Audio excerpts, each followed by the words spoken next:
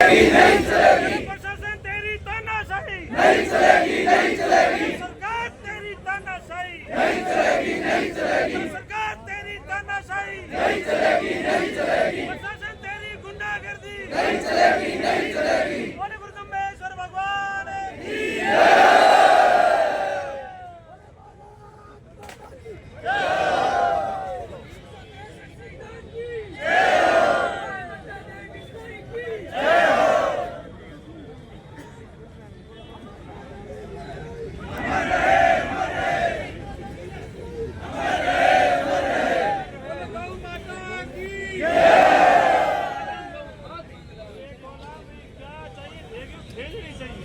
अरे क्या चाहिए?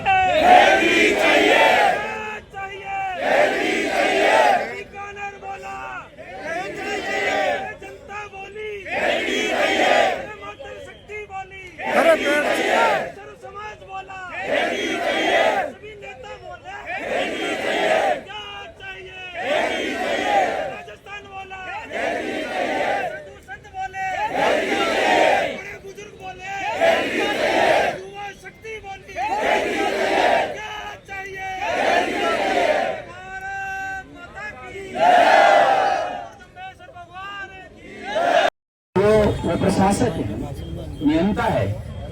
राज्य का मुख्यमंत्री भी अपनी आवाम को झोंके झांसे दे सकता है, वो भी पर्यावरण, वन और पर्यावरण को बचाने के लिए जो संघर्ष कर रही है। किसी प्रकार की कोई स्वार्थ से निमित्त मांग नहीं है, कोई नौकरी की, कोई व्यापार की, कोई ऐसी कोई मांग नहीं है जिसमें सरकार को पूरा करने में कोई अड़चन आ रही हो। केवल पेड़ों को बचाने के लिए जो मांग कर रहे हैं, अपना समय लगाते हैं, अपना धन लगाते हैं और संघर्ष कर रहे हैं निरंतर 162 दिनों से। ऐसे निस्वार्थ रूप से वन और पर्यावरण के संरक्षण के लिए लड़ने वाली आवाम से प्रदेश का मुख्यमंत्री भी झूठे झांसे दे सकता है, ये बड़ी सोचने की और अफसोस की बात है। स्वयं मुख्यमंत्री ने कुचेरा में, मैं भी उस डेलीगेशन में साथ में था, मुख्यमंत्री ने वादा किया, वचन दिया कि मैं कह रहा हूं, आप मेरी बात पर भरोसा करिए, मैं प्रदेश का मुख्यमंत्री हूं और आप इतना मान करके भरोसा करिए कि आज के बाद पेड़ नहीं कटेगा, आज के बाद पेड़ नहीं कटेगा। ये बात मुख्यमंत्री ने कही। वो तो आज की बात है कि कानून बनाएंगे तो कानून की प्रक्रिया तो टाइम लगता है, लेकिन आज के बाद पेड़ कटेगा नहीं, ये भी उन्होंने कहा कि आज के बाद पेड़ नहीं कटेगा और पेड़ों को नहीं काटने के लिए हम कानून बनाएंगे। पेड़ तो कटेगा ही नहीं आज के बाद, ये उनका स्पष्ट आदेश था। और यहाँ के DYSP भी सरकार की तरफ से गए थे और उन्होंने कहा, वो उन्होंने भी वादा किया था कि मैं पेड़ नहीं कटने दूंगा, लेकिन उसके बावजूद 170 पेड़ 1 घंटे में कट गए। तो पिछले 9 महीनों में कितने पेड़ कटेंगे पता नहीं। ये तो सामने आए हैं, जो सामने नहीं आए वो कितने रहे होंगे। तो अब आवश्यकता तो एक्चुअली इस बात की है कि सरकार को चाहिए कि वो अहिंसक पर्यावरण प्रेमी लोगों की सहनशीलता का परीक्षा नहीं ले, उनकी सहिष्णुता की परीक्षा नहीं ले। कहीं ऐसा ना हो कि 1730 की घटना की पुनरावृत्ति हो जाए, कहीं ऐसा ना हो कि खेजड़ली का मंजर पुनः इस प्रदेश में देखने को मिल जाए। सरकार को ऐसा नहीं करना चाहिए। और जो मांग है पर्यावरण प्रेमियों की, वन और वन्य जीवों की सुरक्षा की, वन के संरक्षण के लिए सरकार को कठोर से कठोर कानून बनाना चाहिए और अविलंब बनाना चाहिए। कम से कम परिषद में कलेक्टर महोदय बैठे तो उनको आकर के लोगों को बताना तो चाहिए कि भी पेड़ काटने से रोकने के लिए कानून बनाने में अड़चने कहाँ आ रही है और पेड़ काटते हुए लोगों को रोक क्यों नहीं रहे, क्या दिक्कतें आ रही, वो तो कम से कम बताएं तो लोग समझे तो सही कि भी हाँ, इतना बड़ा राज्य में जो है नुकसान हो जाएगा, देश की राष्ट्र नीति पर नुकसान हो जाएगा, तो समझ में आए राष्ट्रीय सुरक्षा खतरे में पड़ जाएगी या राज्य की सुरक्षा खतरे में पड़ जाएगी। पेड़ काटने से रोकेंगे तो ये बताए तो सही, पता लगे। आज का जो बंद है, आज का बंद इस बात का संकेत है और राज्य सरकार के लिए ये संदेश है जिला प्रशासन को चाहिए, कलेक्टर महोदय को चाहिए कि वो आज के बंद की एकदम एक्यूरेट 100% सही रिपोर्ट राज्य सरकार के पास पहुंचाए कि आज का बंद राजस्थान की 37 कौम, बीकानेर के संपूर्ण आवाम का संदेश है कि पेड़ों को नहीं काटना है, पेड़ों की कटाई को रोकना है, बिना किसी हुल्लड़ के, बिना किसी जोर जबरदस्ती के, केवल आह्वान मात्र पर संपूर्ण बीकानेर के व्यापारियों ने बंद रखा है स्वेच्छा से। मैं बहुत बहुत धन्यवाद देना चाहूंगा इस बीकानेर के व्यापारी समुदाय को, बीकानेर की संपूर्ण प्रजा को, 37 कौम के लोगों को जिन्होंने इस बंद को सफल बनाने में अपना सब प्रकार से सहयोग दिया है। बहुत बड़ा योगदान हमारे पूर्व मंत्री देवी सिंह जी भाटी साहब का। अब भाटी साहब को तो क्या धन्यवाद दें, ये तो इनका काम ही है। क्षत्रियों का काम है प्रजा की आवाज सुनना और उनको सुरक्षा देना। क्षत्रिय धर्म है ये तो क्षत्रिय का धर्म है कि वो अपनी प्रजा को सम्मान देते हैं, सुरक्षा देता है और उस कार्य को ये कर रहे हैं। आप बीकानेर के चारों तरफ जो गोचर देख रहे हैं, वर्ण देख रहे हैं, वो इन्हीं की संघर्ष का परिणाम है कि आज सुरक्षित है। नहीं तो राज्य सरकार को अपनी बात नहीं होती।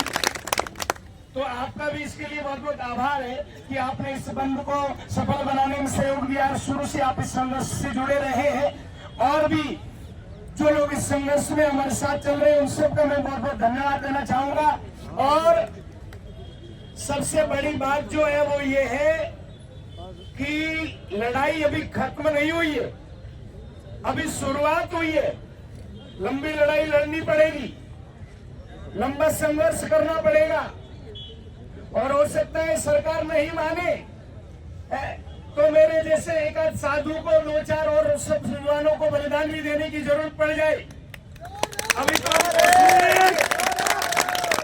कोशिश करेंगे कि सरकार हमारी बात को आराम से मान ले।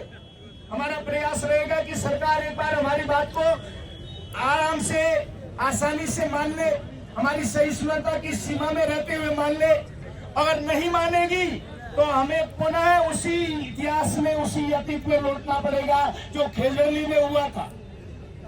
धर्म की रक्षा के लिए धर्म नित्य है और जीवन अनित्य है।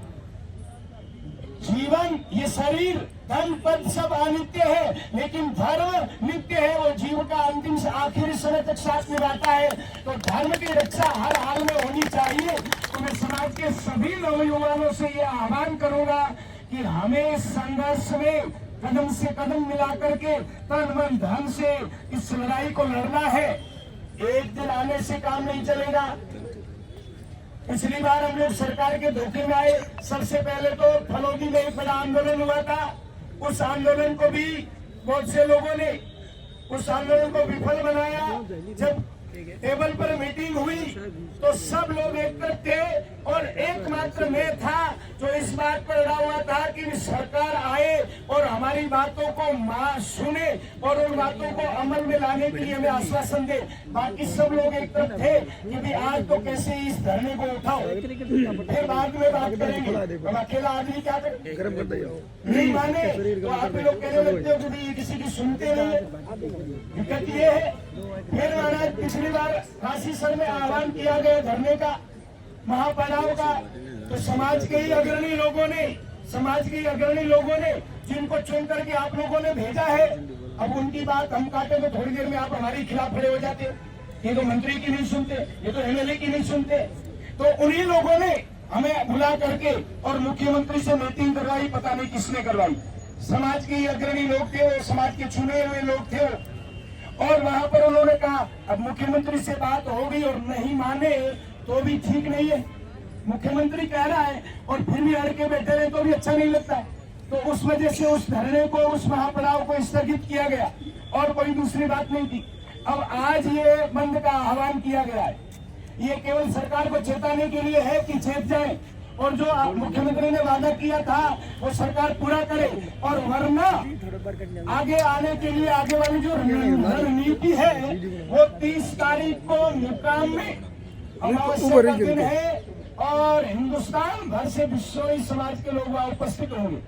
आगे की सारी रणनीति 30 तारीख को वहां बैठकर के तय करेंगे कि आगे की ये जो पर्यावरण बचाने की लड़ाई है वो किस तरह से लड़ी जाएगी और किस प्रकार से उसको सफल बनाने के लिए हम लोग लड़ेंगे और कैसे उसको सफल बनाएंगे। बोलिए गुरुजंबेश्वर भगवान की जय। इन्होंने कहा है कि हम लगा सकते हैं। तीसरी मुख्य बात हमारी राजस्थान की प्रोटेक्ट एक्ट की है, वो इनके हाथ की नहीं हो, मुख्यमंत्री स्तर की बात है। आज का मैसेज प्रशासन ने कहा है कि आपका जनता का समर्थन, जनप्रतिनिधियों का समर्थन और बुलाया नहीं।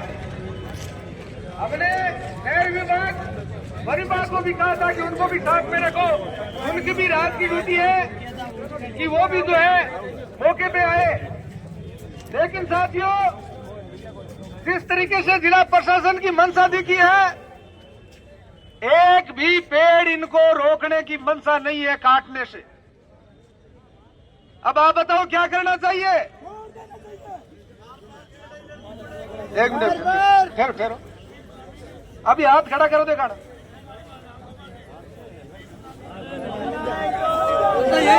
अब सुनो, एक मिनट सुनो, एक मिनट सुनो।